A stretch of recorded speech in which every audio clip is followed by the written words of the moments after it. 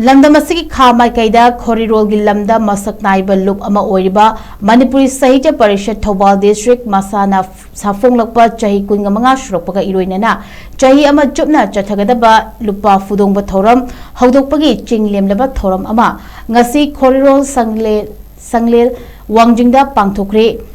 Lup asigi lakliba kumsing lisingani ga kungatare ki me kuntra ga mathoida chahi kunga manga mapum chapchana faragani lup asina chahi kun manga lupa fudongba chahida khong thangjilakliba asiga mari leinana tongan tongan ba mafum singda tongan ba thauram kaya lup asina sillaga pangthokadawri ngasigi lupa fudongba thauram HOUDOK thauram aduda wangjing tentha assembly constituency gi MLA paunam brojena Athoiba mitung Manipuri Sahitya Parishad THOUBAL District Masagi President Dr. Yumnam Mahendra Kumar na Thoram Mapu aduga Wangjing Lamding Municipal Council ki caretaker Chairperson Pechimiyum Roni Award Ward number 7 caretaker Councillor Singh Sagolsim Santi Ward number 2 Narengbam Binoy Ward number 4 Hegrujam Gaurango Ward number 6 Tongbram Bishwamitra Ward number 8 amasung Takhelambam Noren Ward number 9 na akanaba Lingbirakpa sing oina saruyaki Lupa Fudongba Thoram adu HOUDOK athoiba mitung gi warol piraduna MLA paunam brojena Lamdam Asida aiba aibi singna lauriba thodang singbu singthaki khunai ama chokhatpa da aiba aibi singi thodang yamna chawi hairaduna aiba aibi singi khurida khunai adugi mingsel oribani khunai ama karamba fibam da lairi haibasi matam adugi aiba aibi singi khurida Loinana mamita ba ngaktani Lamdam asi ing tappa khunai ama oinaba hotnabada aiba aibi singna hanadagi hena achoba thodang lawbiu haiba wafam thamki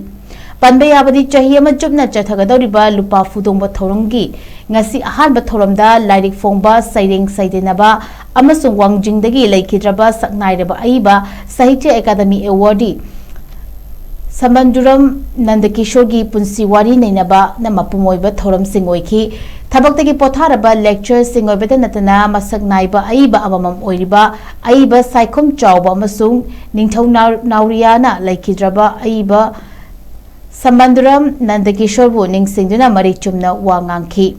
Tungda Saknairaba Aiba Borotsana Samna Iba Kunaida Aiba Singi Thaudang Haina Mingthomba Manipuri waring gi larik amasu ngasigi athoiba mitunglen na haunabi matung ina phongki saknairaba aiba nahapam birena thoram HOUDOK warol pibaga loinana Khorirol sangdoglup Wangjingi President saknairaba aiba tongbram babulalna lupki maut silaga lup asigi chokot thoranga mari leinaba wafung kaya yawba wakak cherul ama ngasigi athoiba mitunglen da pisenduna thabak oina pangthok pinaba takshinki Ngasidagi HOUDOK kraba lupa fudongba thauramgi makhatana pangthokadaba thauram singi manungda tongan ba numit singda mahiroi singi saireng changdamnaba pangthokpa Manipuri lolgi numitki thauram pangthokpa irabo ningsing thauram lamtu sengba larik fongba jati gi naha singi numit Malemgi lolgi numit malemgi aiba singi numit naha aiba singi numit amasung Dr. Ambedkar mapok numit ningsing thauram na chingba kaya pangthokadawri ngasigi thauram aduda Manipuri Khorirol bu pamjaba aiba aibi kaya su sargyaki